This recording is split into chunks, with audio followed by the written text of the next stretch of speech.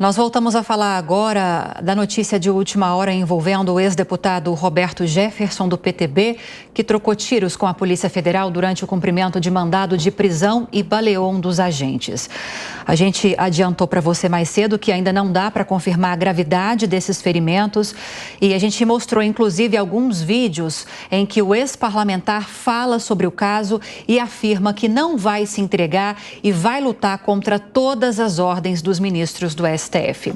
E para falar sobre isso, a gente recebe agora ao vivo aqui no Headline News a Cris Brasil, filha do ex-deputado Roberto Jefferson, que nos traz um panorama do que aconteceu. Cris, bem-vinda. Boa tarde. Apesar de tudo, conta pra gente essa história.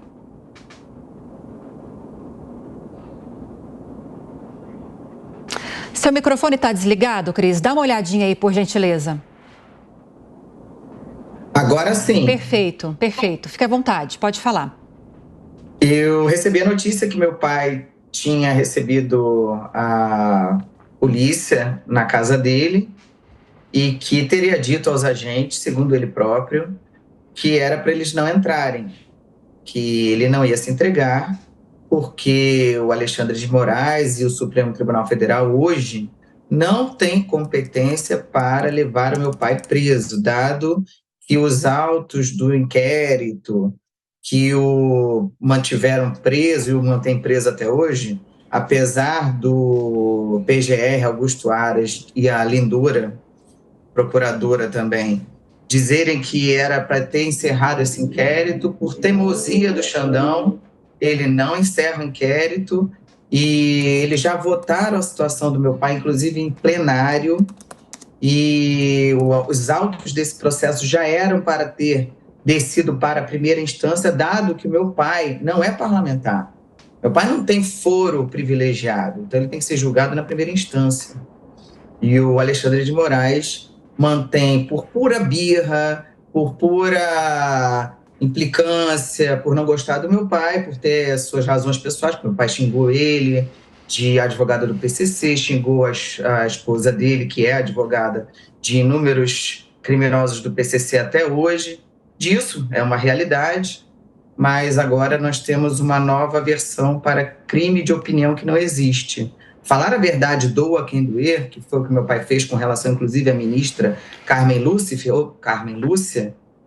quando ele chamou a ministra de palavrões. Isso não é motivo para botar meu pai preso. Você pode até dizer que é falta de educação, mas você não pode acusá-lo de crime contra a democracia por ter dito o que uma boa parte dos brasileiros pensam a respeito das atitudes tirânicas do TSE, do Supremo, com relação à Jovem Pan, com relação a outros meios de comunicação, com relação a deputados federais, com relação a candidatos que são oposição a essas posições tirânicas desse sistema que se instalou no Brasil, que uniu a imprensa canalha marrom e uniu também o Supremo Tribunal Federal, e que hoje dita as regras para toda uma nação que não elegeu essas pessoas, seus representantes. Então, meu pai, hoje em casa, pediu aos policiais para não entrarem, aí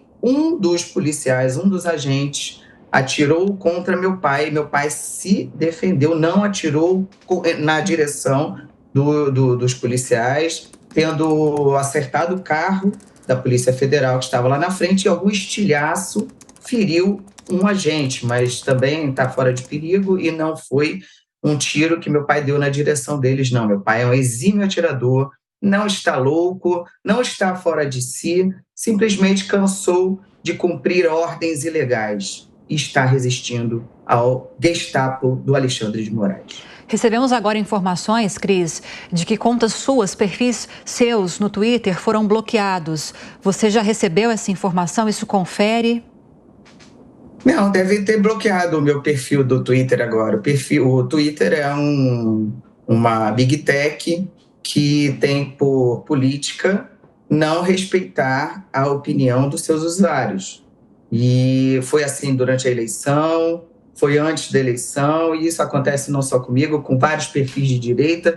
Eu vou até ser sincera com vocês, achei até que demorou muito para o Twitter tomar essa medida antidemocrática e tirânica também, seguindo orientações assim de sua política progressista de esquerda, e impedir que nós, pessoas de direita, pudéssemos expressar a nossa opinião e eu que pudesse mostrar ao povo brasileiro o que está acontecendo de fato com relação ao meu pai, que é um homem inocente, porque não existe no Brasil crime de opinião, como também não existe no Brasil milícia digital, não existe no Brasil crime de fake news, e o Alexandre de Moraes e demais ministros do TSE e Supremo inventaram agora, inclusive, uma resolução aos 45 minutos do segundo tempo para aumentar o poder de polícia do próprio Xandão e do próprio TSE, para retirar imediatamente do ar, como deve ter acontecido com o meu perfil do Twitter, tweets, pessoas, perfis